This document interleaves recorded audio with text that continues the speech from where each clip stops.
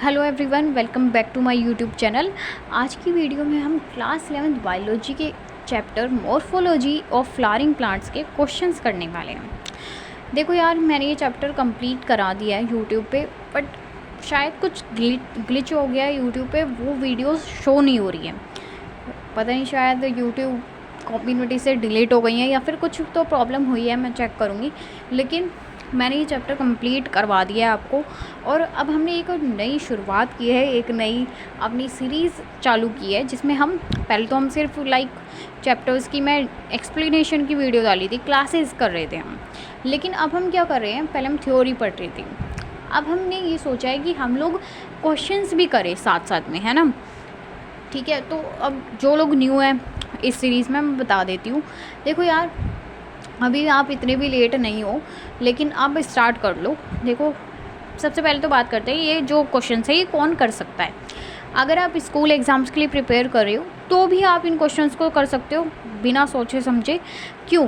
देखो यार, रीज़न है, सबसे पहला रीज़न तो ये है कि अब जो स्कूल एग्ज़ाम्स हो रहे हैं उनके अंदर भी एमसीक्यूज़ आने लग गए हैं। और दूसरा रीज़न ये है कि हम इन एमसीक्यूज़ को बाकी लोगों की तरह नहीं करेंगे कि भाई क्वेश्चन पढ़ा और बता दिया हाँ जी इसका आंसर ये है, ठीक है, बस वो उस क्वेश्चन तक ही रख दिया हमने। ठीक है, हम ऐसे नहीं करते क्वेश्चंस। हम क्या करते हैं, जैसे कि हमने क्वेश्चन पढ़ा, हमने देखा कि ये जो क्वेश्चन है ये किस टॉपिक से आया हुआ है, फिर मैं पहले आपको वो टॉपिक समझाती हूँ जिस टॉपिक से वो क्वेश्चन आया हुआ है। पहले हम उस टॉपिक को रिवाइज़ करते हैं पूरा अच्छे से, उसके बाद में फिर हम वो क्वेश्चन अटैम्प्ट करते हैं। इससे क्या होता है, इससे दो चीज़ें हो रही हैं, आपकी रिवीजन हो रही है, टॉपिक की रिवीजन हो रही है, उसके बाद में आपको उस टॉपिक का क्वेश्चन भी मिल जाता है। तो देख रहे हो आप कितने हम मतलब कह सकते हैं कि कितने वाइजली करेंगे इन क्वेश्चंस को। ठीक है, ये तो बात हो गई भाई, जो स्कूल एग्ज़ाम्स के लिए प्रिपेयर करेंगे वो देख सकते हैं, बिल्कुल देख सकते हैं। वहीं पे अगर कोई बच्चा कॉम्पिटिटिव एग्ज़ाम की प्रिपरेशन कर रहा है, जैसे कि नीट हो गया, ठीक है, तो वो आप भी देख सकते हो। क्यों? क्योंकि यार नीट में तो आते ही एमसीक्यूज़ हैं, और ये जो एमसीक्यूज़ है, अब आपको पता है कि भाई एनसीईआरटी बहुत ज़्यादा इंपॉर्टेंट है। सर, ये जो मेरे पास में बुक है, इसके अंदर एनसीईआरटी बेस्ड क्वेश्चंस भी हैं, कुछ एक्स्ट्रा ऑब्जेक्टिव क्वेश्चंस भी हैं, मतलब एक्स्ट्रा नहीं, वो करने की ज़रूरत होती है उन्हें। साथ में नीट के पीवाईक्यूज़ भी हैं, मतलब जो नीट के पिछले एग्ज़ाम्स हुए हैं उनमें कैसे क्वेश्चंस आए हुए हैं वो सारे हैं। ठीक है, लास्ट 35 ईयर्स तक के हैं। उसके बाद में कुछ ऐसे टफ क्वेश्चंस हैं, मतलब जिनको करने में बहुत मज़ा आता है। ठीक है, नीट बूस्टर क्वेश्चंस। अभी हम जो अपनी सीरीज़ कर रहे हैं उसमें हम एनसीईआरटी बेस्ड क्वेश्चंस कर रहे हैं। ठीक है, बाकी आप मेरे को जैसा रिस्पॉन्स दोगे मैं फिर आगे और क्वेश्चंस भी करवाऊंगी। मतलब अगर आपको ये सीरीज़ पसंद आएगी तो फिर हम और क्वेश्चंस भी करेंगे।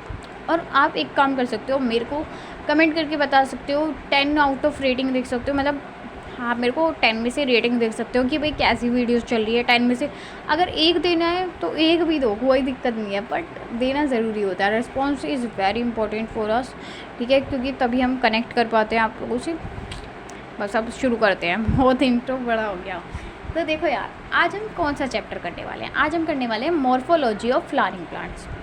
अगर हम बात करें ये चैप्टर कौन सा है, तो देखो यार, बायो में भी ये चैप्टर जो है वो बॉटनी का है। पता है ना कि जो बायोलॉजी है वो दो हमारे पार्ट्स में डिवाइडेड है। कौन कौन से दो पार्ट्स में? जूलॉजी एंड हमारा बॉटनी।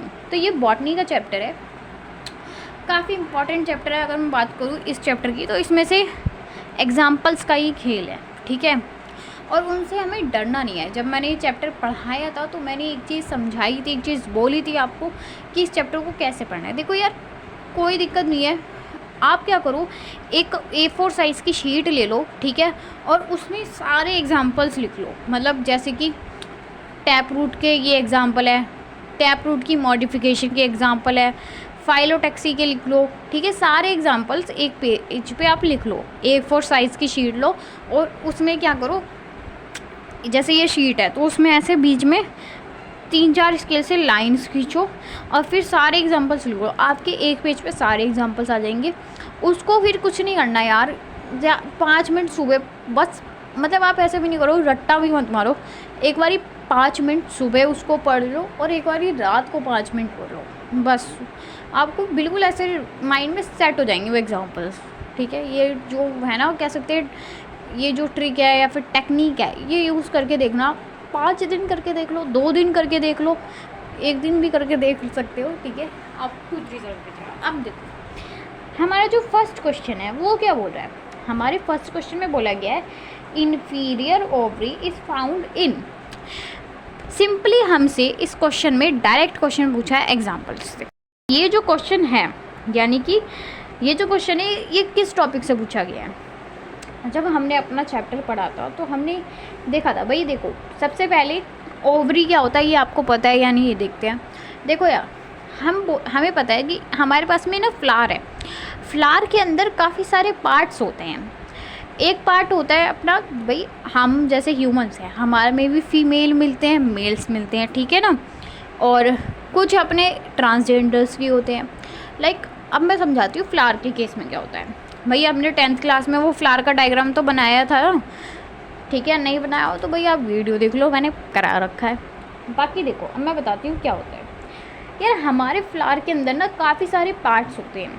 पहला एक पार्ट होता है हमारा फीमेल रिप्रोडक्टिव पार्ट, मतलब रिप्रोडक्टिव का पार्ट का मतलब आप समझते हो जिसमें रिप्रोडक्शन हो सकती है। अभी इस चीज़ को साइड रखो, मैं क्या बोल रही हूँ, मैं कह रही हूँ कि भाई देखो हमारा जो फ्लावर है उसके अंदर एक तो हमें फीमेल पार्ट देखने के लिए मिलता है, और जो फीमेल पार्ट होता है ना उसको हम गाइनोशियम बोलते हैं। अब भाई देखा नहीं आपने, जो लेडीज़ डॉक्टर्स वगैरह होती हैं उनको हम क्या बोलते हैं, गायनिकोलॉजिस्ट। तो ये चीज़ तो याद रखनी इतनी मुश्किल नहीं है कि भाई गाइनोशियम फीमेल पार्ट है, ठीक है। फिर एक होता है हमारा स्टेमन्स, ठीक है, स्टेमन जो होता है वो हमारा मेल पार्ट होता है, ठीक है। एक फीमेल पार्ट गाइनोशियम, एक मेल पार्ट स्टेमन्स, ठीक है। और साथ में ना कुछ हमारे भाई फूल के अंदर ये तो हो गए भाई रिप्रोडक्टिव पार्ट हैं, ये जो दोनों है ये रिप्रोडक्टिव पार्ट है, ये सबसे इम्पॉर्टेंट पार्ट है। लेकिन हम देखते हैं भाई हमारा जो फूल होता है वो बड़ा रंग बिरंगा सा होता है, ठीक है। हमारा जो फ्लावर होता है उसके ऊपर हमें कुछ पत्तियाँ देखने के लिए मिलती है जिनको हम बोलते हैं पेटल्स, ठीक है। जो हमारी पत्तियाँ होती है, अब भाई रोज़ का फ्लावर है, रेड कलर की इतनी सुंदर पेटल्स होती है, सारी खूबसूरती उन पेटल्स की वजह से होती है, ठीक है। रेड कलर की हो गई, उनको हम पेटल्स बोलते हैं। अब एक बात तो, वो जो एक पत्ती होती है ना, अगर मैं ये हमारे पास में रोज़ का फ्लावर है उसमें से मैं एक पत्ती तोड़ूँ तो उसको हम बोलेंगे पेटल, एक पत्ती को, ठीक है। वहीं पे अगर बहुत सारी पत्तियाँ हैं और हमें रोज़ के अंदर क्या पत्तियों का ग्रुप ही तो देखने के लिए मिलता है। हम जब फ्लावर बनाते भी हैं तो कुछ ऐसे करके बनाते हैं ना, वैसे ये फ्लावर कहीं से लग नहीं रहा है। तो देखो यार हम क्या कह रहे हैं, हम कह रहे हैं पत्तियों का जो ग्रुप होता है, यानी कि ग्रुप ऑफ पेटल्स, उसको हम बोलते हैं कोरोला, ठीक है। बड़ा ही अच्छा सा नाम है, बड़ा स्वीट सा नाम लग रहा है, और पेटल्स भी तो अपनी खूबसूरत सी होती हैं, तो हो जाएगा याद, ठीक है। जो हमारा पेटल्स का ग्रुप होता है उनको हम बोलते हैं कोरोला, ठीक है। फिर एक आता है हमारे पास में देखो, एक आते हैं हमारे पास में सेपल्स। अब आपने देखा होगा जो हमारा फ्लावर होता है, एक तो पिंक मतलब अलग अलग कलर की पेटल्स होती हैं, साथ में ना एक हमें ग्रीन कलर का पार्ट बाहर की तरफ देखने के लिए मिलता है। वो जो ग्रीन कलर का पार्ट होता है उसको हम बोलते हैं सेपल। पत्तियों को पेटल बोल रहे हैं, पत्तियाँ रंग बिरंगी होती हैं। वहीं पे वो एक ग्रीन कलर का पार्ट होता है, पत्ती जैसा ही दिखता है लेकिन वो ग्रीन कलर का होता है, उसको हम बोलते हैं सेपल, ठीक है। और सेपल्स के ग्रुप को हम बोलते हैं कैलिक्स। समझ आया? मैंने कहा भाई देखो हमारा जो फ्लावर होता है, फ्लावर के अंदर 4 पार्ट्स होते हैं, 4 में से 2 अपने रिप्रोडक्टिव पार्ट होते हैं जिनके अंदर रिप्रोडक्शन होती है। वो कौन कौन से होते हैं? फीमेल पार्ट जिसको हम गाइनोशियम बोलते हैं, मेल पार्ट जिसको हम स्टेमन्स बोलते हैं, ठीक है। स्टेमन या फिर स्टेमन तो एक को बोलते हैं, एंड्रोशियम भी बोलते हैं, ठीक है। गाइनोशियम और एंड्रोशियम, ठीक है। फिर हम कह रहे हैं और दो तो हमने रिप्रोडक्टिव पार्ट होगा जिनके अंदर रिप्रोडक्शन हो रही है, लेकिन जो हमारे सेपल्स और पेटल्स होते हैं वो यार जो हमारा फ्लावर है ना उसमें कोई काम नहीं कर रहे, वो तो बस खूबसूरती बढ़ा रहे हैं हमारे फ्लावर की, तो उनको हम बोलते हैं एक्सेसरी पार्ट्स, ठीक है। Accessory parts. अब भाई हम लोग होते हैं, हम भी तो एक्सेसरीज़ पहनते हैं, किस लिए पहनते हैं? ताकि हम खूबसूरत लगें। एक्सेसरीज़ को मतलब पता है ना, जैसे कि वॉचेज़ हो गए, नेकलेस वगैरह, रिंग वगैरह, ये सब एक्सेसरीज़ है, ठीक है। तो इतना समझ आ गया। अब मैं क्या कर रही हूँ, यहाँ पे इस क्वेश्चन में बात हो रही है फीमेल पार्ट में। देखो यार जो अपना फीमेल पार्ट होता है उसमें जो फीमेल पार्ट होता है, एक फीमेल पार्ट को हम बोलते हैं पिस्टिल, ठीक है, और बहुत सारी पिस्टिल को मिला के हम कहते हैं गाइनोशियम, ठीक है। अब मैं एक पिस्टिल बना के दिखाती हूँ, जस्ट रफ डायग्राम। तो इसके अंदर यहाँ पे हमारी ओवरी होती है, यानी कि ये हमारा फीमेल पार्ट है, इसके अंदर यहाँ पे ओवरी होती है। अब बात क्या हो रही है, हमारे पास में ना एक टॉपिक आता है मॉर्फोलॉजी में कि भाई इस ओवरी की जो पोजीशन है, इसके ऊपर हमारे पास में हमने 3 कैटेगरीज में डिवाइड किया हुआ है। कौन कौन सी, देखो भाई। सबसे पहले तो देखो, अगर ये हमारी ओवरी, मैं आपको डायग्राम निकाल के दिखाती हूँ फिर समझ आएगा। ये देखो यहाँ पे एक समझाती हूँ। देखो यार, ये जो है ना, ये वाला पार्ट, ये अपना फीमेल पार्ट है, इसको हम पिस्टिल बोलते हैं, और यहाँ पे अपनी ओवरी है। तो हम बात करेंगे ओवरी के रिस्पेक्ट में, ठीक है, ओवरी बोलेंगे, इतना बड़ा नाम क्या बोलें, पिस्टिल सा, तो ओवरी बोल देंगे, ठीक है। और ये जो है, ये और ये अपने मेल पार्ट्स हैं, ठीक है, इनको हम एंड्रोशियम बोलते हैं। ये जो है बड़े बड़े पत्ते, इनको हम पेटल्स बोलते हैं। नीचे ये जो ग्रीन कलर की होते हैं ना, ये, इनको हम सेपल्स बोलते हैं, ठीक है। ये मैंने अभी आपको बता दिया। अब मैं क्या कह रही हूँ, मैं कह रही हूँ भाई, हाँ, ओवरी की जो पोजीशन है उसके बेसिस पे हमने ओवरी को 3 कैटेगरीज में डिवाइड किया। हम कह रहे हैं सबसे पहली होती है अपनी एपिगाइनस, ठीक है। एक होता है अपना एपिगाइनस, या फिर इसको हम हाइपोगाइनस भी बोलते हैं। देखो, सबसे पहला होता है अपना एपिगाइनस, या फिर इसको हम हाइपोगाइनस भी बोल सकते हैं।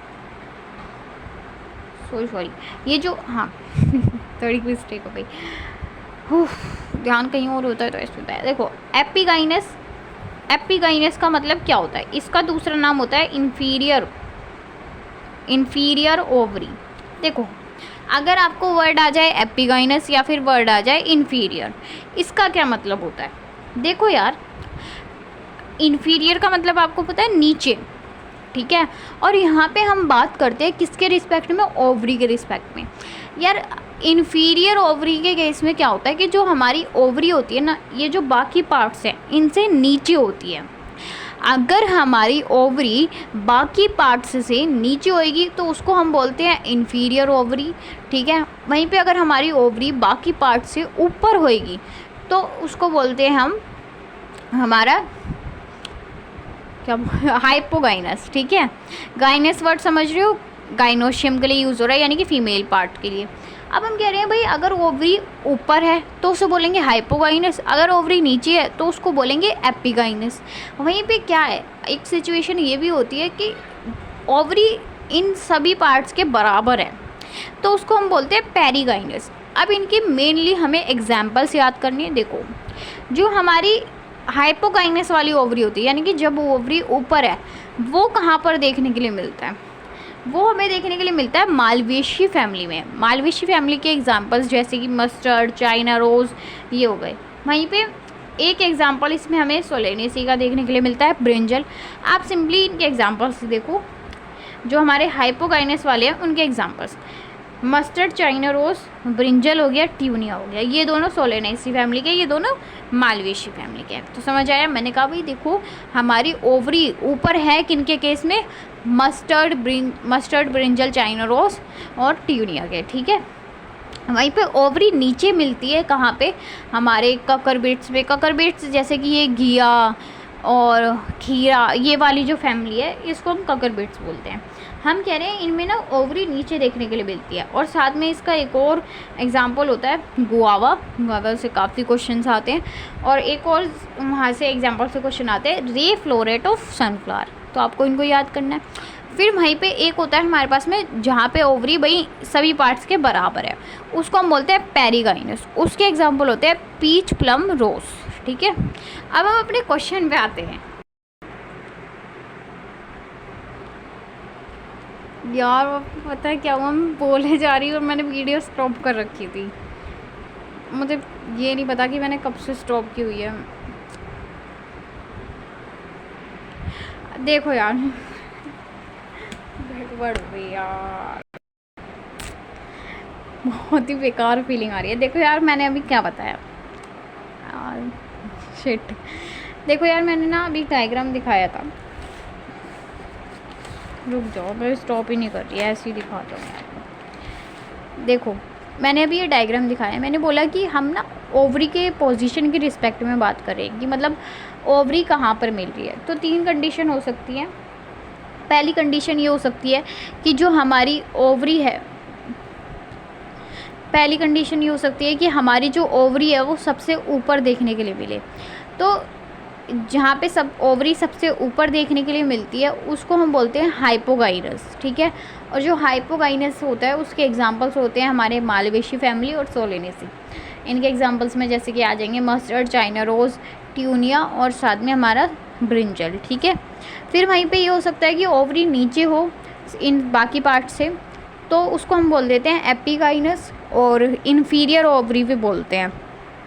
इसके एग्जांपल्स होते हैं हमारे पास में ककरबिट्स आ जाते हैं, मतलब जो घिया वगैरह वाले, घिया खीरा ये सब आते हैं वो सब ककरबिट्स आ जाते हैं। साथ में रे फ्लोरेट ऑफ सनफ्लावर आता है और साथ में गुआवा आ जाता है, ठीक है। फिर एक होता है हमारे पास में पेरिगाइनस। पेरिगाइनस में क्या होता है कि ओवरी ना ही ऊपर है ना ही नीचे है, इन बाकी पार्ट्स के बराबर है, उसको हम बोल देते हैं पेरिगाइनस, ठीक है। उसके एग्जांपल्स होते हैं पीच, प्लम, रोज़, ठीक है। अब हम अपने क्वेश्चन पे आ जाते हैं। यार मैंने तो सही से समझाया था, सारी मेहनत बेकार। मैं भी स्टॉप ही नहीं करा करूँगी, ऐसे ही करती हूँ। देखो यार हमारा जो क्वेश्चन है उसमें बोला गया है कि इन्फीरियर ओवरी, हमें इन्फीरियर ओवरी का एग्जांपल बताना है।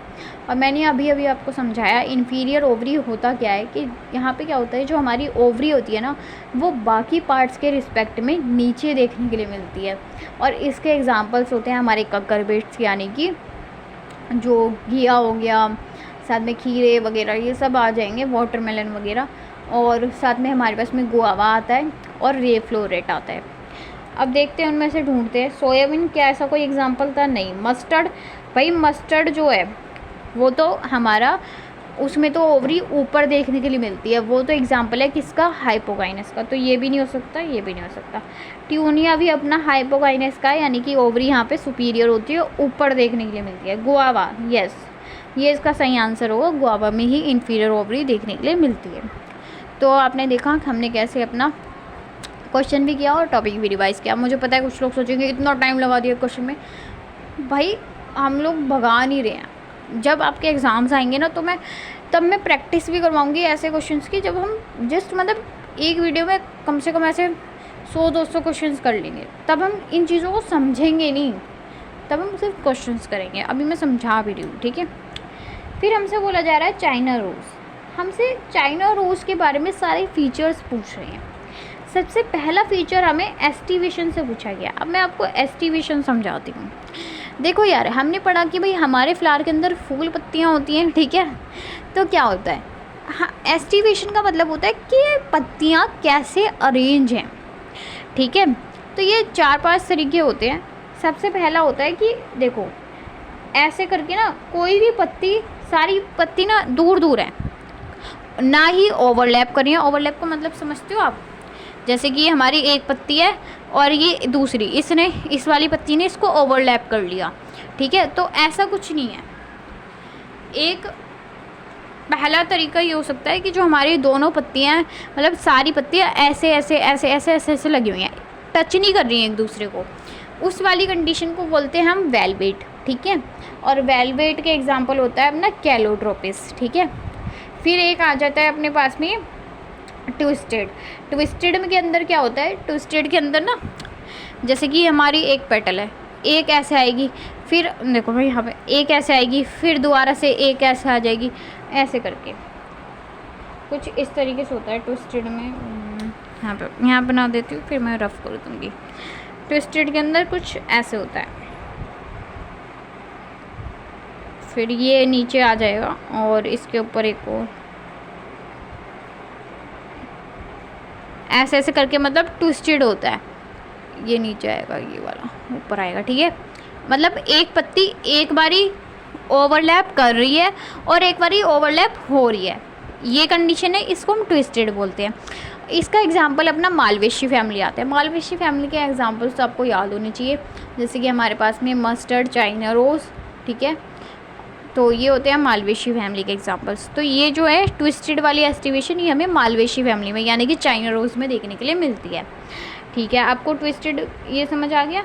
अब देखो हमसे यहाँ पे बोला गया चाइना रोज़ के अंदर कौन कौन से फीचर्स देखने के लिए मिलते हैं। तो यहाँ पे हमसे बोला गया पेटल्स शो ट्विस्टेड एस्टिवेशन। हाँ भाई ये बात ठीक है, मैंने अभी बताया कि जो ट्विस्टेड एस्टिवेशन होते हैं वो हमें चाइना रोज़ के अंदर देखने के लिए मिलती है। तो इसका आंसर यही होगा, ठीक है। अब मैं थोड़ी और भी जो बाकी एस्टिवेशन है उसको भी यहीं पे कवर करवा देती हूँ क्योंकि आगे क्वेश्चंस मिलेंगे। देखो यार, दूसरी होती है हमारे पास में इम्ब्रिकेट। इम्ब्रिकेट के अंदर क्या होता है, अभी मैंने आपको एक चीज़ बताई कि ट्विस्टेड के अंदर एक जो पत्ती है वो एक बार ओवरलैप करती है और एक बार ओवरलैप होती है, मतलब एक ये पैटर्न चलेगा, ठीक है। यही पैटर्न पूरे फूल में चलेगा कि भाई एक बारी पत्ती ओवरलैप होगी, एक बारी ओवरलैप करेगी।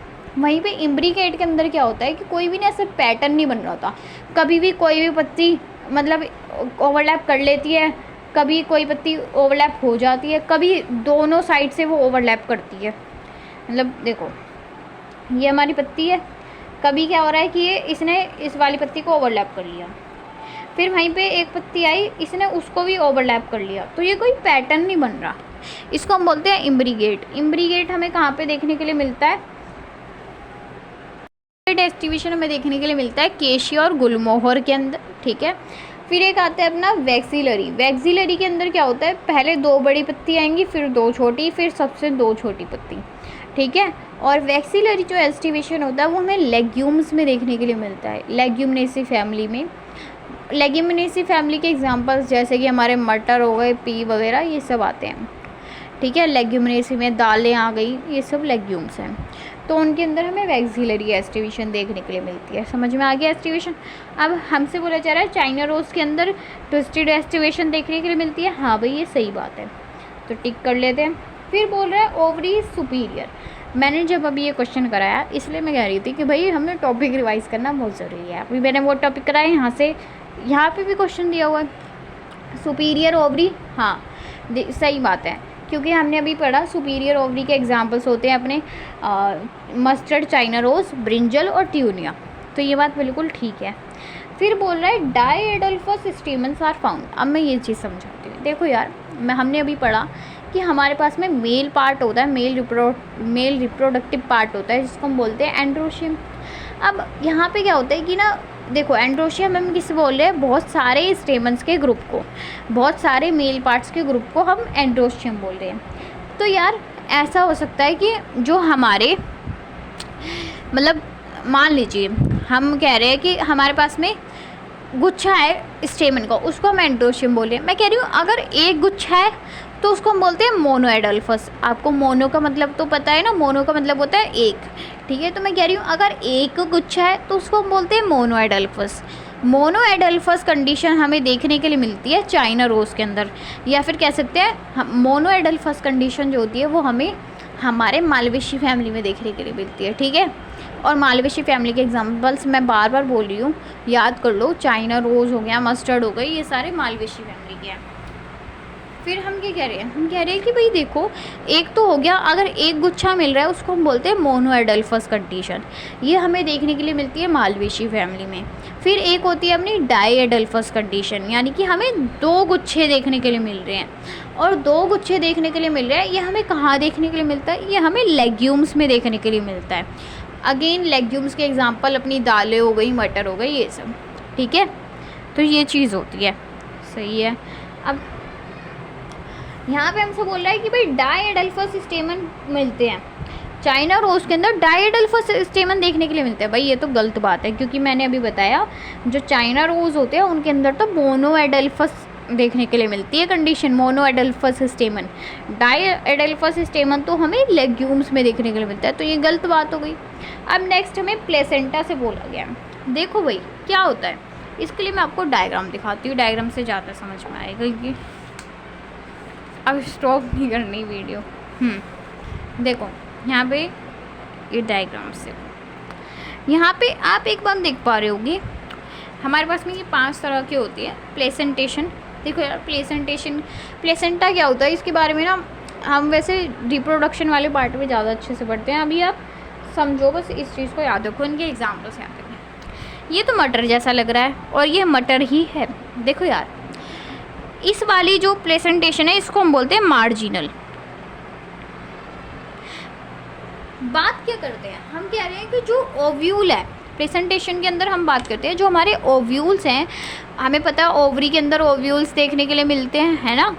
तो हम कह रहे हैं वो ओव्यूल्स कैसे कनेक्टेड है, ठीक है, उस चीज़ को हम प्रेजेंटेशन बोल रहे हैं। हम कह रहे हैं अगर आपको पता है मार्जिन वर्ड सुना होगा आपने, तो हम कह रहे हैं अगर मार्जिन पे कनेक्टेड है हमारे ओव्यूल्स, ये ओव्यूल्स हैं हमारे, जो मटर खाते हैं ना वो ओव्यूल्स होते हैं, ठीक है।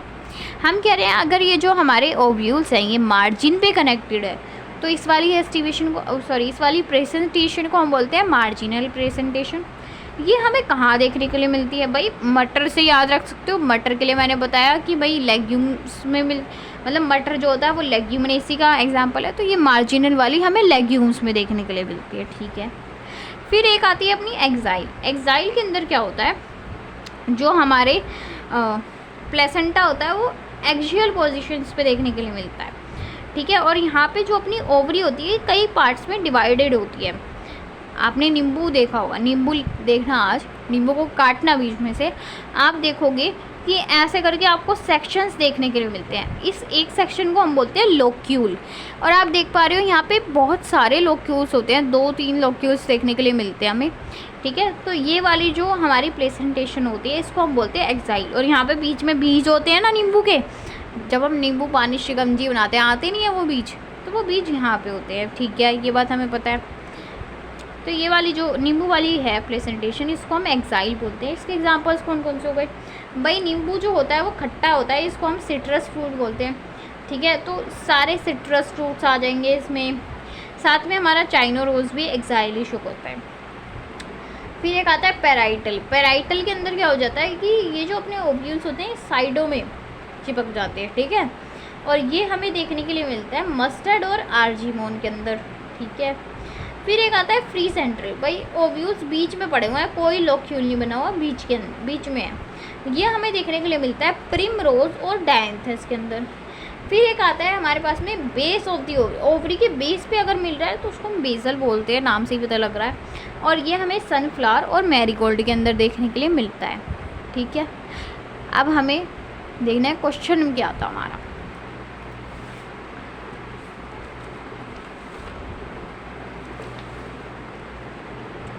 देखो भाई, हमसे बोला गया है यहाँ पे placenta is present at periphery ovary. मैंने अभी बताया पेरिफेरी का मतलब पता है क्या होता है, साइडों में। और अभी अभी हमने पढ़ा कि साइडों में जब ओव्यूल्स प्रेजेंट होते हैं वो पेराइटल वाली कंडीशन में होते हैं। तो यहाँ पे कहने का मतलब ये है कि चाइना रोज के अंदर पेराइटल वाली प्लेसेंटेशन है। क्या ऐसा होता है? नहीं, चाइना रोज के अंदर तो एक्साइल मिल रही थी ना, तो ये गलत हो गया। अब हमें इनमें से देख लेना है भाई क्या सूटेबल ऑप्शन है। Only A and D R true. यहाँ पे कह रहा है कि ए और डी ट्रू है, भाई डी तो फॉल्स है तो ये नहीं होगा इसका। Only A and B are true, मतलब ए और बी सही है, हाँ ये बात ठीक है, तो इसका करेक्ट ऑप्शन ही होगा। ऐसे सॉल्व करना है क्वेश्चंस को, ठीक है। देख रहे हो आप, मैंने आपके कितने सारे टॉपिक्स रिवाइज करवा दिए।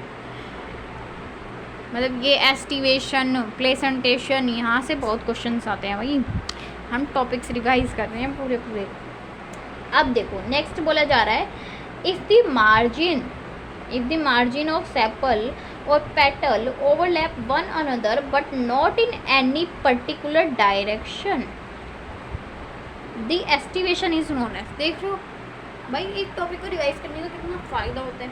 ये एस्टिमेशन से क्वेश्चन आया हुआ है, यहाँ पे हमसे बोल रहा है कि भाई देखो जो हमारे सेपल्स या पेटल्स होते हैं वो एक दूसरे को ओवरलैप कर रहे हैं, ठीक है, लेकिन किसी एक पर्टिकुलर पैटर्न में नहीं, तो उस चीज़ को हम बोलते हैं, कौन सी एस्टिमेशन बोलेंगे।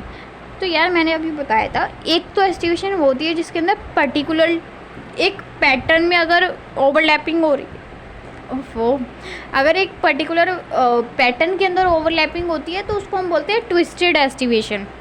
वहीं पे मैंने बताया था अगर कोई ऐसे कोई पर्टिकुलर पैटर्न में नहीं हो रही तो उस चीज़ को हम बोलते हैं हमारा इम्ब्रिकेट। और यही पूछा गया है कि जब कोई एक पर्टिकुलर पैटर्न नहीं हो, पर्टिकुलर डायरेक्शन नहीं होती, तो उसको हम क्या बोलते हैं, कौन सी एस्टिवेशन बोलते हैं, तो उसको हम इम्ब्रीगेट बोलते हैं। और इम्ब्रीगेट के एग्जांपल्स बताना ज़रा, गुलमोहर और केशिया। ठीक है, ठीक है भाई। अब नेक्स्ट क्वेश्चन क्या बोल रहा है, हमसे कहा जा रहा है fruits of which of the following have persistent calyx. अब भाई इसका क्या मतलब है, भारी अंग्रेजी। देखो यार, परसिस्टेंट कैलिक्स का मतलब क्या होता है, मैंने बताया था कैलिक्स क्या होता है। कैलिक्स होता है अपना सेपल्स का ग्रुप। ठीक है, सेपल्स को, बहुत सारे सेपल्स को हम कैलिक्स बोलते हैं। वो जो ग्रीन कलर का पार्ट होता है। टमाटर खाया आपने, टमाटर अभी नहीं खाया, ये नहीं बात करिए, अभी तो महंगे हैं, पर पहले कभी तो खाया होगा। तो आप देखते होंगे टमाटर के ऊपर एक टोपी सी नहीं बनी होती, वो ग्रीन कलर की, वो क्या होता है, वो कैलिक्स होता है।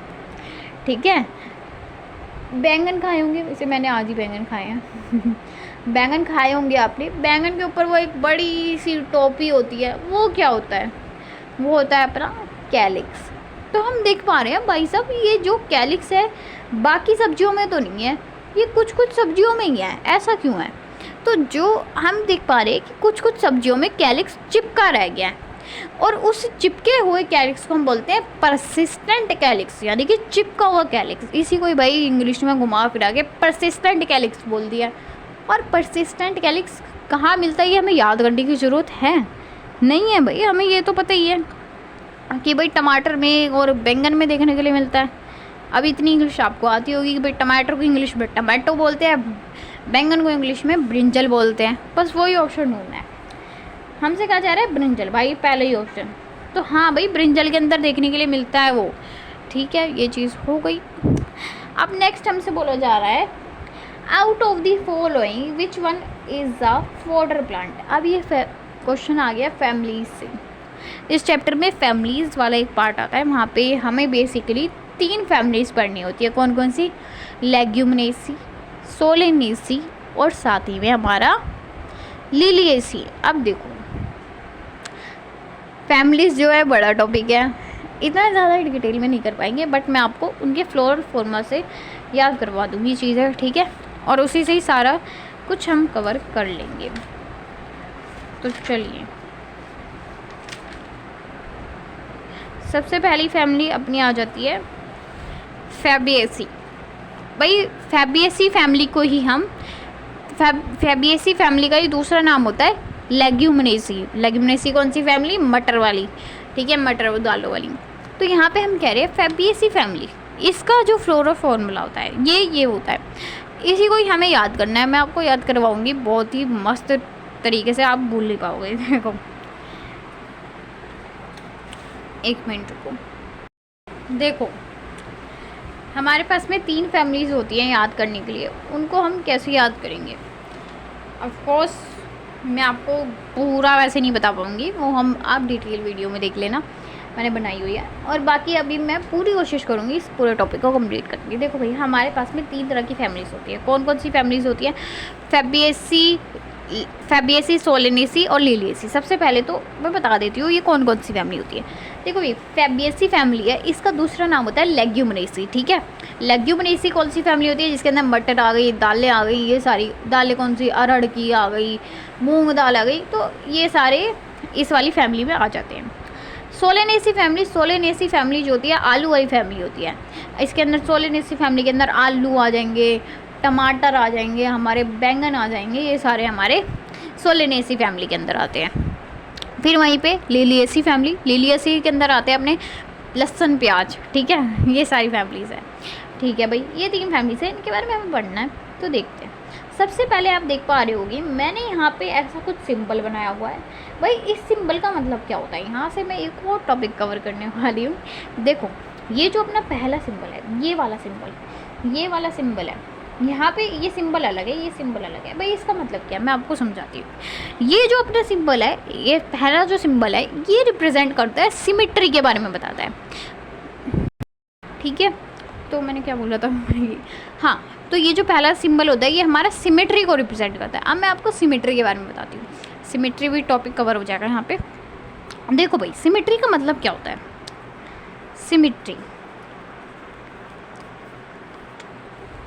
सिमेट्री आपने जब छोटी क्लास में पढ़े होगे तो आपको एक चैप्टर आया होगा ऐसा, भाई सिमेट्री का कुछ मैथ्स में आता है, ठीक है।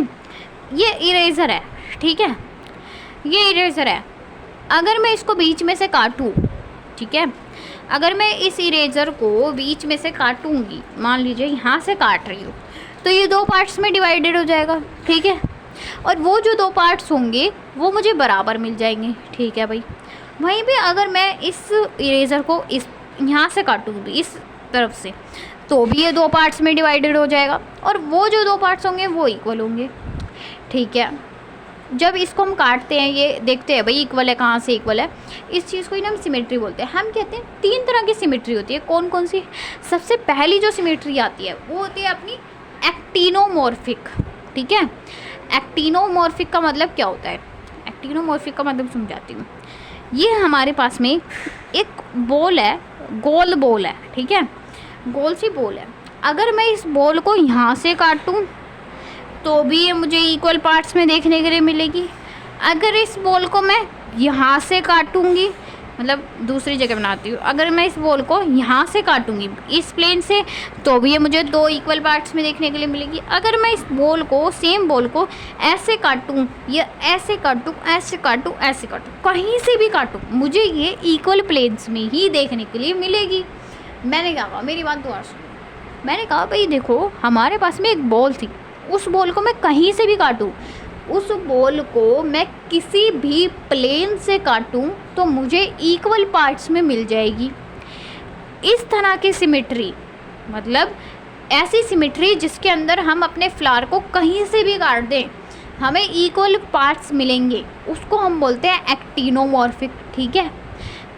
सही है भाई, एक्टिनोमॉर्फिक, या फिर हम इसको बोलते हैं रेडियल सिमेट्री, मतलब कहीं से भी काट लो, किसी भी प्लेन से काट लो, इक्वल पार्ट्स में डिवाइड हो जाते हैं, ठीक है, समझ में आ गया। और ये जो अपनी एक्टिनोमॉर्फिक वाली रेडियल सिमेट्री वाली जो होती है, इसको हम एक सिंबल से रिप्रेजेंट करते हैं और उस सिंबल का होता है, देखो यार यहाँ पे मैंने दिखाया ना ऐसे करके आपको, इधर से भी काटोगे तो भी इक्वल पार्ट्स में डिवाइडेड है, इधर से काटोगे तो भी इक्वल पार्ट्स में डिवाइडेड है। भाई इसका सिंबल भी यही होता है, ये होता है इसका सिंबल। कुछ याद करने वाला है इसमें? ये तो भाई सिंबल देख के ही समझ आ रहा है भाई, यहाँ से काटोगे तो भी इक्वल पार्ट्स में डिवाइड होगी, यहाँ से काटोगे तो भी इक्वल पार्ट्स में डिवाइड होगी, ठीक है, ये चीज़ समझ आ गई, ठीक है। फिर मैं कह रही हूँ एक सिमेट्री होती है दूसरी तरह की, जिसको हम बोलते हैं ज़ाइगोमॉर्फिक सिमेट्री। ज़ाइगोमॉर्फिक सिमेट्री का मतलब क्या होता है? ये इरेज़र पे आ जाते हैं दोबारा से। हम कह रहे हैं ये इरेज़र है, अगर मैं इसको इस प्लेन से काटती हूँ तो ये मेरे को 2 पार्ट्स में मिल जाएगी, 2 इक्वल पार्ट्स में मिल जाएगी। अगर हम इस इरेज़र को इस वाले प्लेन से काटेंगे तो ये हमें इन 2 इक्वल पार्ट्स में मिल जाएगी, ठीक है। अगर हम इस इरेज़र को ऐसे काटेंगे, ऐसे इस वाले प्लेन में, तो भी ये हमें 2 इक्वल पार्ट्स में मिल जाएगी। लेकिन अगर मैं इस इरेज़र को ऐसे काटूँगी, ऐसे, मतलब अगर मैं ऐसे काटूँगी तो ये क्या मुझे इक्वल पार्ट्स में मिलेगी? अगर मैं इसको, अब सबसे बायलेटरल सिमेट्री का ना एक एग्जांपल है, देखो सबसे बड़ी एग्जांपल, इसको भी छोड़ो, तुम कंफ्यूज हो गए। हम ह्यूमंस हैं, कोई भी एक अपना दुश्मन इमेजिन कर लो, ठीक है, जो भी है भाई, मेरी ड्राइंग इतनी अच्छी नहीं है, मैं नहीं बना पाऊँगी, तो मैं एक ह्यूमन बनाती हूँ। ये ह्यूमन है अपना, जो अपना लेटा हुआ है, ठीक है, ठीक है भाई, ये ह्यूमन है एक अपना, ये अपना लेटा हुआ है। अब आप इमेजिन कर लो भाई ये कौन है, कौन आपका दोस्त है, कौन दुश्मन है।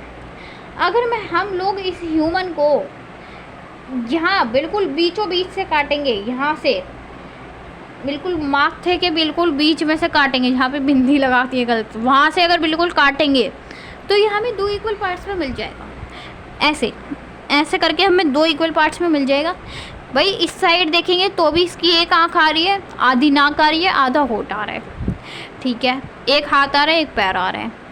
अगर हम इस साइड देखेंगे तो भी हमें इक्वल पार्ट में मिलेगा, एक आँख आ रही है, आधी नाक आ रही है, आधा होठ आ रहा है और एक हाथ आ रहा है, एक पैर आ रहा है, ठीक है। तो हम कह रहे हैं भाई हमने जब इसको ऐसे काटा, ऐसे, ये अपना बंदा है, इसको जब हमने ऐसे काटा तो ये हमें 2 इक्वल पार्ट्स में मिल गया।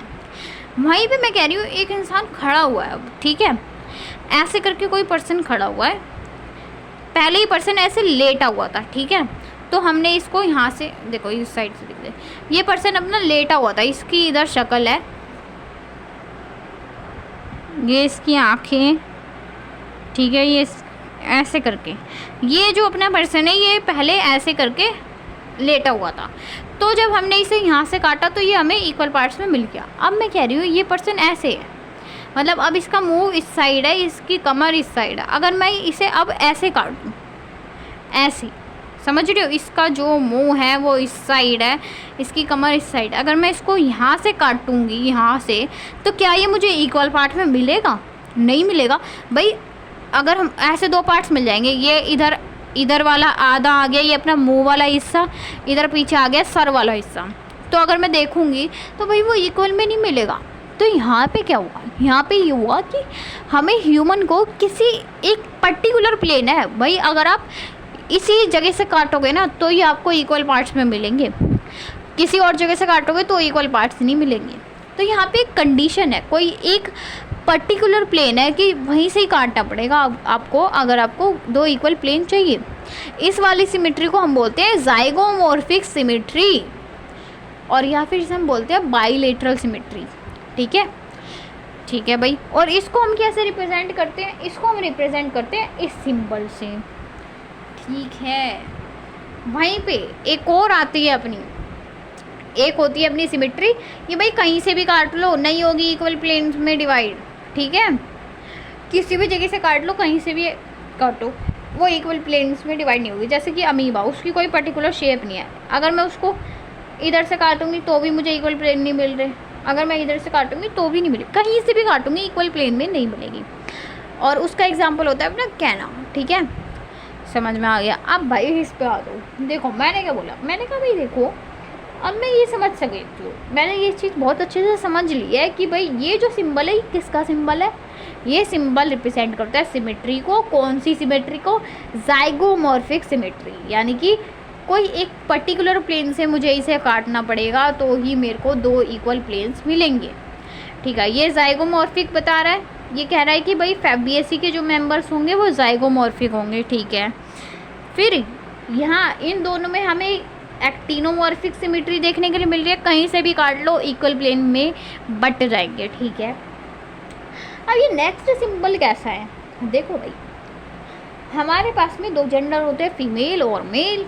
ठीक है, देखो फीमेल को हम रिप्रेजेंट करते हैं ऐसे और मेल को हम रिप्रेजेंट करते हैं ऐसे। अब भाई इसको याद कैसे रखें, बहुत ही एक बेकार सी ट्रिक है भाई। हमें पता है जो गर्ल्स होती हैं वो काफ़ी शरीफ होती हैं, लाइक वो जब खड़ी भी होती हैं तो बिल्कुल सीधे खड़ी होती हैं, ऐसे हाथ आगे करके, हाथ आगे फोल्ड करके थोड़े सा, है ना। और मतलब गर्ल्स आर वेरी, कह सकते हैं, इनोसेंट। तो उसी तरीके से आप देख सकते हो ये लड़की बिल्कुल सिंपल सी ऐसे खड़ी हुई है बिल्कुल, ठीक है, चुपचाप। तो ये सिंबल है अपना फीमेल्स का। और ये जो मेल है ये इधर कहीं किसी को उंगली कर रहा है, ठीक है, लड़ाई करते हैं, उंगली करते रहते हैं लड़के, तो ये वो चीज़ है। ठीक है, तो ये मेल का सिंबल है याद कर लेना। ठीक है, तो अब आप देख पा रहे हो यहाँ पे भाई मैंने यहाँ पे तो ऐसा कोई सिंबल ही नहीं बनाया, यहाँ पे तो मैंने कुछ ऐसे बना रखा है। तो अब इसका क्या मतलब है? ये फीमेल भी दिख रहा है हमें, ये वाला मेल वाला भी पार्ट है, यानी कि ये जो हमारा सिंबल होता है ये बाइसेक्सुअलिटी को रिप्रेजेंट करता है। बाइसेक्सुअलिटी का मतलब क्या होता है कि ऐसा फ्लावर जिसके अंदर हमें मेल पार्ट भी देखने के लिए मिल रहा है और फीमेल पार्ट भी। ठीक है, उसको हम बोल देते हैं बाइसेक्सुअल फ्लावर। ठीक है, तो हम देख पा रहे हैं इन तीनों में ही बाइसेक्सुअल फ्लावर है। ठीक है भाई, अभी मैं आपको सिम्बल्स बता रही हूँ, फिर मैं आपको ट्रिक से याद करवा दूँगी। अब आप देख पा रहे होगे इधर ये के लिखा है, के का मतलब क्या होता है यार? के का मतलब होता है कैलिक्स, इसके बारे में हमने अभी पढ़ा था। कैलिक्स क्या होता है? सेपल्स का ग्रुप होता है। ठीक है, फिर ये सी जो होता है वो कोरोला को बताता है। कोरोला क्या होता है? पेटल्स का ग्रुप होता है। ए क्या बताता है? Androecium, male reproductive part. G क्या है? Gynoecium, female reproductive part. अब आ जाते हैं भाई याद कैसे करना है इन्हें। अगर आपने ये याद कर लिया, आपको यार फैमिलीज़ में कोई दिक्कत नहीं आने वाली। देखो सबसे पहला पार्ट तो हमें याद हो गया कि भाई देखो जो अपना फैबिएसी है वो तो अपना ज़ाइगोमॉर्फिक होगा, बाकी ये दोनों एक्टिनोमॉर्फिक है। ठीक है भाई, अब इस चीज़ को तो हमें याद ही नहीं करना कि इनकी सेक्सुअलिटी क्या है। तीनों के तीनों ही बाइसेक्सुअल है, तीनों के तीनों बाइसेक्सुअल हैं। ठीक है, इन दोनों चीज़ों को याद नहीं करना। अब देखो यहाँ पे कि कैलिक्स का ये जो नंबर दे रखा है ये क्या रिप्रेजेंट कर रहा है? ये बता रहा है कि भाई कितने हमारे वो है, देखो कैलिक्स क्या होता है, ग्रुप ऑफ सेपल्स। तो ये बता रहा है कि कितने सेपल्स हैं। यहाँ पे पता लग रहा है कि हमारे पास में 5 सेपल है, लेकिन आप देख रहे हो मैंने ऐसे करके ब्रैकेट बनाया हुआ है। इस ब्रैकेट का मतलब होता है कि वो जो 5 सेपल्स है वो साथ में जुड़े हुए हैं, ठीक है। अब देखो हम देख पा रहे हैं फैबेसी फैमिली के अंदर 5 सेपल हैं और वो पाँचों के पाँचों एक दूसरे से जुड़े हुए हैं, ठीक है, ठीक है। अब हम कह रहे हैं कोरोला के अंदर हमें बड़ा अजीब सा देखने के लिए मिल रहा है 1 + 2 + 2। इसका क्या मतलब है, यानी कि एक सेपल एक पेटल अकेला है, 2 पेटल फिर साथ में है, मतलब 2 पेटल और हैं, लेकिन वो जो 2 पेटल्स हैं वो अपने अलग अलग हैं, ठीक है। फिर जो 2 पेटल्स हैं वो जुड़े हुए हैं, ठीक है। तो हमें यहाँ पे ये चीज़ देखने के लिए मिल गई। अब देखो, अब यहाँ पे एंड्रोशियम में हमें दिया हुआ है 9 + 1, 9, यानी कि जो हमारे 9 हमारे स्टेमन है, 9 जो अपने स्टेमन्स हैं वो साथ में जुड़े हुए हैं, और एक जो स्टेमन है वो अपना अकेला भाई बाहर खड़ा हुआ है, ठीक है। उसके बाद में आप इधर देख पा रहे हो ये गाइनोशियम, इसके नीचे हमने ये क्या बनाया हुआ है भाई, ये है कि हमारी जो ओवरी है वो सुपीरियर है, यानी कि हमारी ओवरी बाकी पार्ट्स से ऊपर है। इसके बारे में तो हमने अभी पढ़ लिया था। तो अब भाई ओवरी बाकी पार्ट्स से ऊपर है तो उसे हम गद्दी पे बिठा देंगे, ठीक है, सिंहासन पे। तो ये वही सिंहासन है, ठीक है। अब आप देख रहे हो कि यहाँ पे मैंने 1 लिखा हुआ है, समझ में आ गया। अब देखो हम क्या देख पा रहे हैं, हम देख पा रहे हैं फैबेसी फैमिली के अंदर एक ट्रेंड बन रहा है। कैसा, देखो भाई 5 प्लस में देखो 2 और 2 4 और 1, ये भी टोटल होके 5 ही बन रहा है, ये भी 5 है। 5 + 5 = 10 और 9 + 1 = 10। आप देख पा रहे हो 5 + 5 = 10। तो इस चीज़ को तो हमें याद ही नहीं करना पड़ा, ठीक है, ठीक है भाई। इतना पोर्शन याद हो गया, ये हमने पहले याद कर लिया। अब हमें देखने के लिए मिल रहा है 1, इसको अभी थोड़ा होल्ड पे रखो, बाकी चीज़ें समझो। अब जो सोलेनेसी फैमिली है इसमें तो आप याद रख लो, यहाँ पे तो 5 ही देखने के लिए मिलेगा हमें। कैलिक्स भी 5 है, कोरोला भी 5 है, एंड्रोशियम भी 5 है। और ये इसको ओवरी को जरा अभी होल्ड पे रखो, इसकी तो बहुत आसान तरीके है, ठीक है। तो यहाँ पे 5 5 5 है सब कुछ सोलेनेसी के अंदर, ठीक है। और लिलिएसी के अंदर सब कुछ 3 3 3 है, और इसके अंदर नहीं ऐसे होगा। इसका क्या मतलब है कि जो हमारा एंड्रोशियम है ना, मेल पार्ट है, वो हमारे पेटल से जुड़ा रहता है, ठीक है। और जो ये कंडीशन होती है ना, जब हमारा एंड्रोशियम, जब हमारा मेल पार्ट हमारे पेटल से जुड़ा होता है, इसको हम बोलते हैं एपीपेटलस कंडीशन, ठीक है। एक और टॉपिक कवर हो गया। एपीपेटलस कंडीशन क्या होती है, जब हमारा एंड्रोशियम हमारे पेटल से जुड़ा होता है, ठीक है।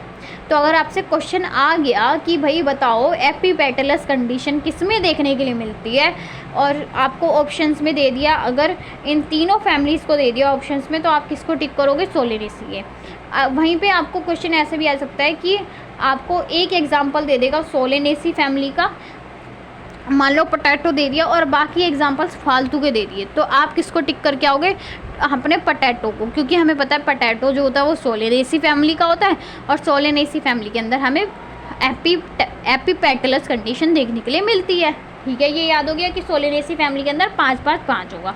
लिलिएसी फैमिली की बात करें, लिलिएसी के अंदर 3 3 3 होता है, ठीक है। देखो जो अपना यहाँ पे आपको दिख रहा होगा, ये मैंने के या सी नहीं बनाया, यहाँ पे पी बनाया। पी का मतलब क्या होता है, पी का मतलब होता है पेरियांथ। अब भाई पेरियांथ क्या होता है, देखो हमने यहाँ पे देखा कि जो एंड्रोशियम है वो हमारा कोरोला से जुड़ा हुआ है, लेकिन एक कंडीशन ऐसी होती है जब हमारे जो सेपल्स होते हैं, यानी कि जो हमारे कैलिक्स होते हैं और कैलिक्स और कोरोला वो आपस में जुड़ जाते हैं। यहाँ पे क्या होता है कि एंड्रोशियम जुड़ रहा था हमारे कोरोला से, एंड्रोशियम जुड़ रहा था हमारे पेटल से, तो उस कंडीशन को बोल दिया एपीपेटलस। भाई नाम से पता लग रहा है पेटलस, यानी कि पेटल से जुड़ रहा है एंड्रोशियम।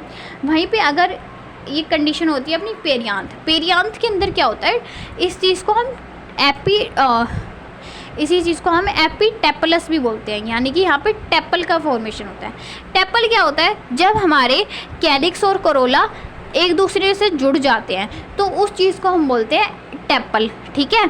और इसी चीज़ को हम एपीटेपलस कंडीशन भी बोल देते हैं, और एपीटेपलस के लिए हम एक और वर्ड यूज़ करते हैं पेरियांथ, और उस पेरियांथ को हम पी से रिप्रेजेंट करते हैं, ठीक है, ठीक है भाई। तो यहाँ पे तो 3 3 3 होता है, तो पेरियांथ के लिए 3+3 होता है, और ये फ्यूज़ होते हैं, आपस में जुड़े होते हैं। एंड्रोशियम में भी 3 थी। ठीक है, अब लास्ट बचा था अपना गाइनोशियम के बारे में। देखो यार, सबसे पहले तो ये याद रख लो कि तीनों के अंदर ही ओवरी जो है वो अपनी सुपीरियर है, ओवरी सबसे ऊपर है। ठीक है, लेकिन मैं आपको एक चीज़ बताऊं, आपको हमेशा ये जो फैमिलीज़ हैं इनको इसी ट्रेंड में बोलना है, इसी ट्रेंड में लिखना है, फैबिएसी, सोलेनेसी, लिलिएसी, फैबिएसी, सोलेनेसी, लिलिएसी। आप ऐसे नहीं कर सकते पहले सोलेनेसी बोल दिया या पहले लिलिएसी, नहीं, पहले फैबिएसी फिर सोलेनेसी फिर लिलिएसी। ठीक है, तो आप देख पा रहे हो कि हमने क्या किया है, सिंपली नंबरिंग कर दी 1 2 3 बस। ठीक है, तो कहने का मतलब है इसमें 1 ओवरी, इसमें 2 ओवरी, इसमें 3 ओवरी। ठीक है, भाई बहुत वो लग गया।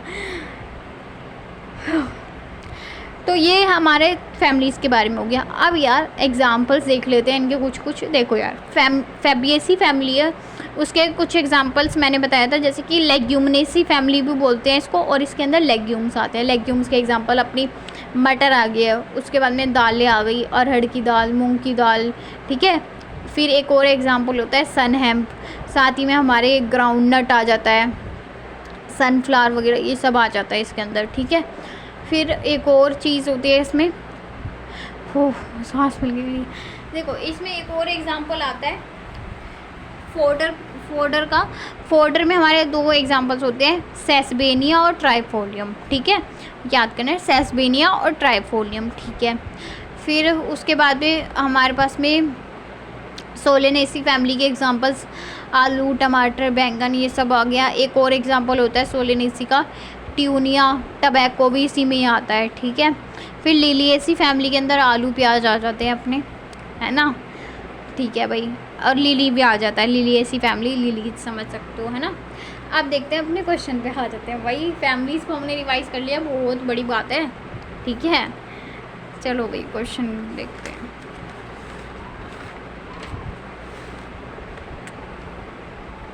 एक तरह से आप ये जो वीडियो है इनको 1 शॉट समझो, क्विक रिवीजन भी हो रहा है आपका, क्वेश्चंस भी हो रहे हैं और वो चीज़ टॉपिक भी रिवाइज हो रहा है। अभी हमने देखा फोडर प्लांट। फोडर प्लांट किसका एग्जांपल होता है, सबसे पहले तो ये आता है अपना फैबिएसी फैमिली के अंदर, अभी बताया मैंने, फैबिएसी फैमिली के अंदर।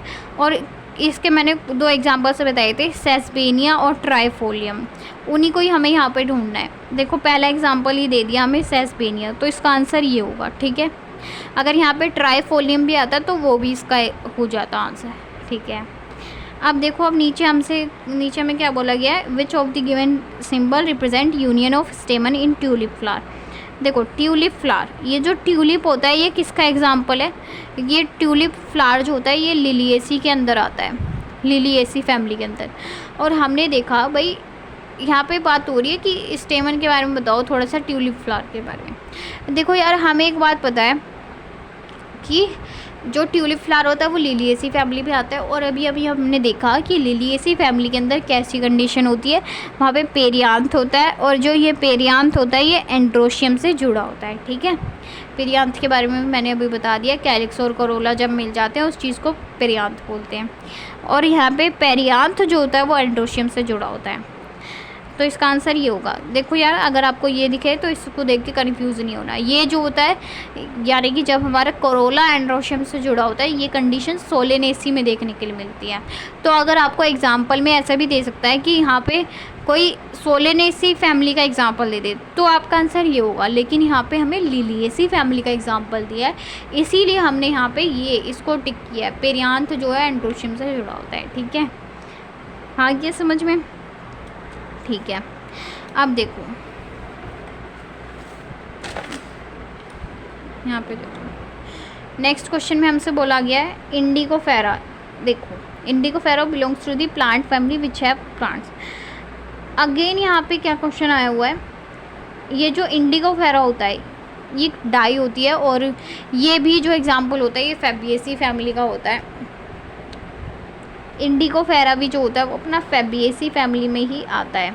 ठीक है, तो फैमिलीज़ के एग्जांपल से आपको क्वेश्चन आ रहा है। ठीक है ना, तो फैबिएसी फैमिली के अंदर आता है इंडिगोफेरा। इसके बारे में हमसे पूछ रहा है, सही बात बताओ।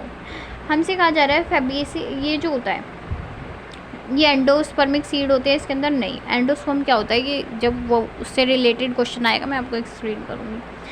लेग्यूम टाइप ऑफ फ्रूट, ठीक है, हाँ ये बात ठीक है। मैंने बताया था ना कि फैबिएसी फैमिली को ही हम लेग्यूमिनेसी फैमिली भी बोलते हैं और इसके अंदर अपने लेग्यूम्स आते हैं, तो इसका करेक्ट ऑप्शन ही हो जाएगा, ठीक है ना। एक्टिनोमॉर्फिक और साइमोस, एक्टिनोमॉर्फिक ये कह रहा है कि मतलब एक्टिनोमॉर्फिक सिमिट्री के बारे में बोल रहा है कि भाई फैबिएसी फैमिली के अंदर क्या एक्टिनोमॉर्फिक फ्लावर होता है? नहीं यार, हमें पता है कि हमने देखा था एक्टिनोमॉर्फिक को हम ऐसे रिप्रेजेंट कर रहे थे और जाइगोमॉर्फिक को हम ऐसे रिप्रेजेंट कर रहे थे। तो हमें पता है फैबिएसी के अंदर तो ऐसे रिप्रेजेंट करते हैं, जाइगोमॉर्फिक कंडीशन होती है, यानी कि जो हमारा फ्लावर होता है वो सिर्फ एक ही प्लेन से डिवाइड हो सकता है। तो ये स्टेटमेंट गलत है, एक्टिनोमॉर्फिक नहीं होता, जाइगोमॉर्फिक होता है। साइमोस इन्फ्लोरेसेंस का मतलब क्या होता है? देखो यार, दो तरह की इन्फ्लोरेसेंस होती है, एक होता है अपने पास में रेसमोस और एक होता है साइमोस। इन्फ्लोरेसेंस क्या होता है पहले तो यही समझो। देखो इन्फ्लोरेसेंस का मतलब होता है कि देखो जिस डंडी पे फूल आते हैं ना, उस डंडी को हम बोलते हैं पिडंकल, ठीक है। अब हम कह रहे हैं भाई फूलों के अरेंजमेंट को हम इन्फ्लोरेसेंस बोलते हैं।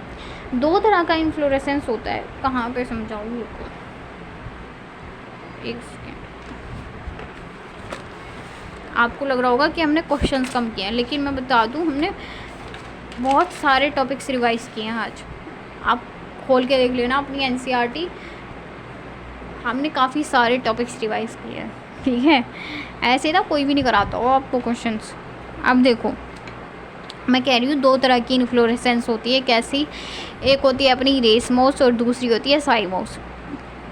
मैं कह रही हूँ ये मैंने पिडंकल बनाया है, दो पिडंकल बना दिए।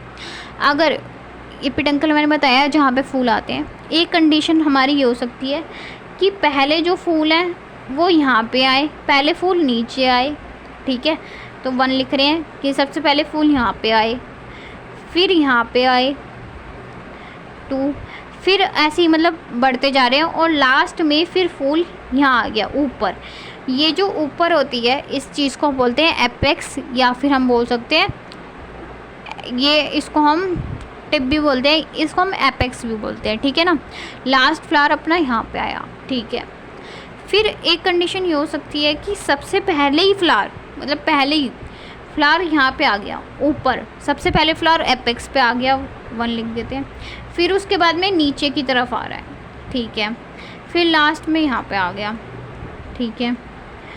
तो हम देख पा रहे हैं यहाँ पे ये इस मैनर में बढ़ रहा है, यहाँ पे इस मैनर में ग्रो कर रहा है। तो यार आप एक बात बताओ, जब हम नीचे से ऊपर जाते हैं, भैया आपने सुना होगा जब हम नीचे से ऊपर जाते हैं तो हमारी ग्रोथ बहुत ज़्यादा होती है, ठीक है। तो इस चीज़ को याद रखने की ट्रिक बता रही हूँ, जब हम नीचे से ऊपर जाते हैं तो हमारी ग्रोथ भाई बहुत ज़्यादा होती है, इंसान बहुत ज़्यादा ग्रो करता है, ठीक है। और तो इसी चीज़ के लिए हम यहाँ पे बोलते हैं कि यहाँ पे भी जिस फ्लावर में नीचे से ऊपर की ग्रोथ हो रही है वो फ्लावर अनलिमिटेड ग्रोथ करता है, ठीक है, हमेशा ग्रो करेगा। वहीं पे एक फ्लावर ऐसा है जो भाई ऊपर से नीचे की तरफ बढ़ रहा है, उसमें क्या, उसमें लिमिटेड ग्रोथ होती है, ठीक है। अब ये जो पैटर्न है ना कि सबसे पहले नीचे फ्लावर आया, फिर ऊपर आया, फिर सबसे ऊपर आया, इस पैटर्न को हम बोलते हैं एक्रोपिटल मैनर, ठीक है, एक्रोपिटल। वहीं पे इस वाली कंडीशन को हम बोलते हैं जहाँ पे सबसे पहले ऊपर फ्लावर आया, फिर नीचे आया, फिर और नीचे आया, फिर बेस पे आया सबसे नीचे।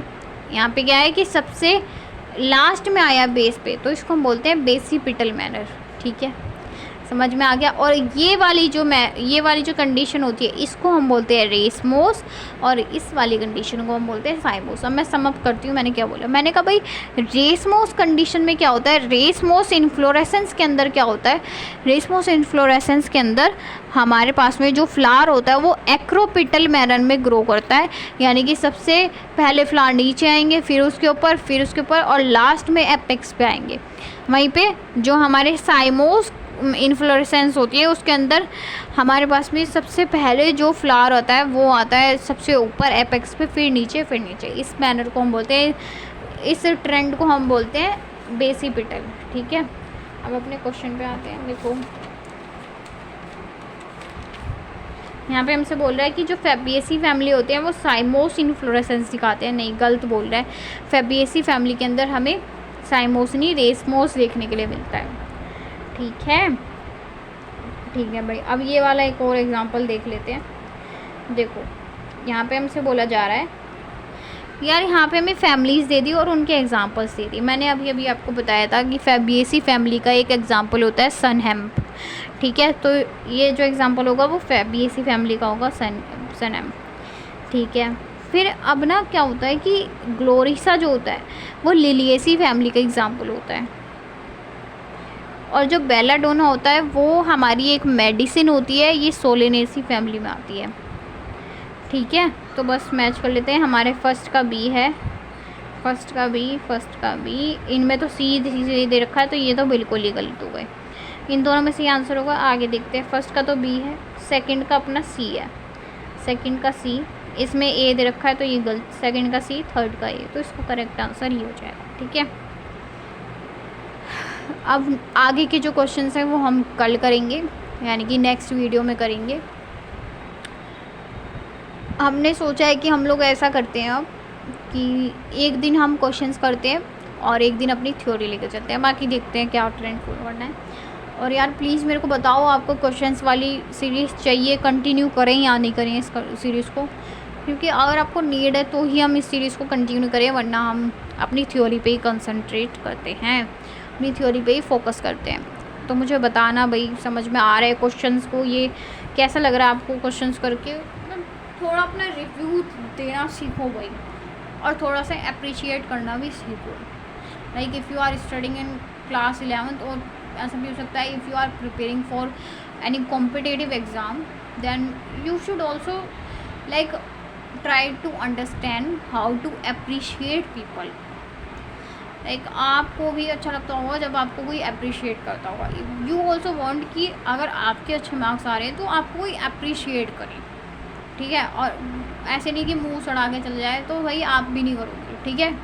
अगर आपके अच्छे मार्क्स आ रहे हैं तो उसका मतलब यह है कि आप मेहनत कर रहे हो, उसमें भी अगर कोई आपको अप्रिशिएट नहीं कर रहा, स्पेशली और पेरेंट्स लाइक, तो फिर जब वो आपको अप्रिशिएट नहीं करेंगे आप मेहनत करना बंद कर दोगे। इस बात की सच्चाई है, और इससे आप पीछे नहीं भाग सकते, ठीक है। तो उसी तरीके से यार हमारे साथ में भी है, अगर आप अप्रिशिएट नहीं करोगे तो फिर लाइक हमारे जो मोटिवेशन लेवल होता है वो डाउन चला जाता है, फिर हम उतनी मेहनत नहीं कर पाते, धीरे धीरे फिर वो चीज़ ख़त्म हो जाती है।